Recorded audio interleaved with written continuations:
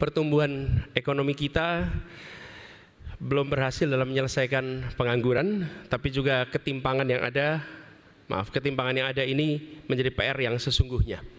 Balkanisasi yang terjadi tahun 90-an itu diawali bukan dengan political problem, tapi justru diawali dengan economic disparity yang ekstrim.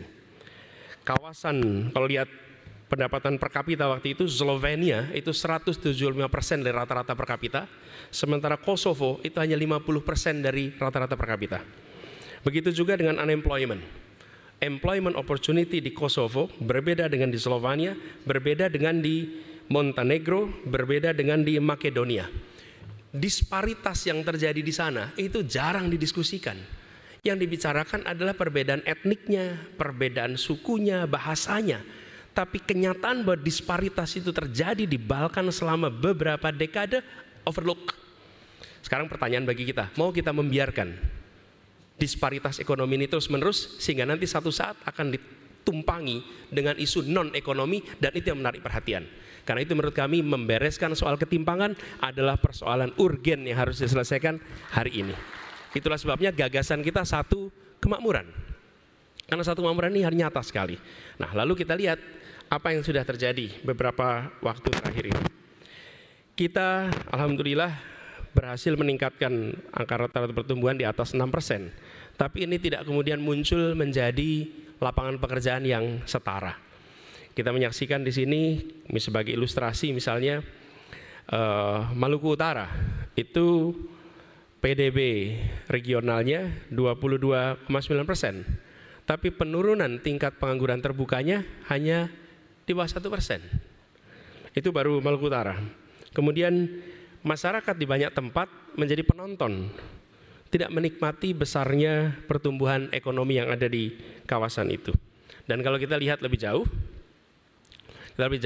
investasinya meningkat, tapi penyerapan tenaga kerjanya justru menurun. Mari kita lihat tabel dari tahun 2013 sampai 2022. Kalau kita perhatikan di sini, investasi meningkat 2013 dari 399 triliun meningkat menjadi 1.200 tahun 2022, tapi penyerapan tenaga kerja signifikan menurun kalau kita perhatikan di sini. Begitu juga dengan ketika kita melihat kawasan kontribusi sektor untuk tenaga kerja. Sektor pertanian, manufaktur itu menyerap 44% tenaga kerja dan ini menurun. Sementara pertambangan yang hanya menyerap 1%, justru investasinya meningkat di situ. We need to change. Ini harus berubah.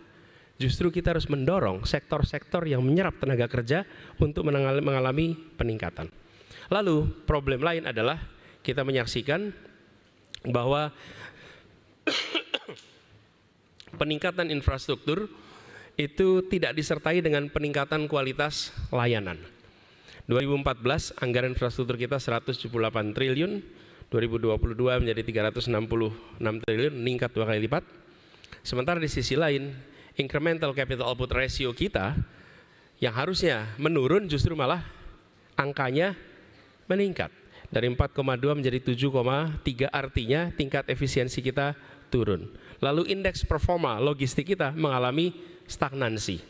Dan bila kita lihat lebih jauh, prosentase kemantapan jalan kabupaten kota itu juga mengalami stagnansi di selama 8 tahun terakhir ini.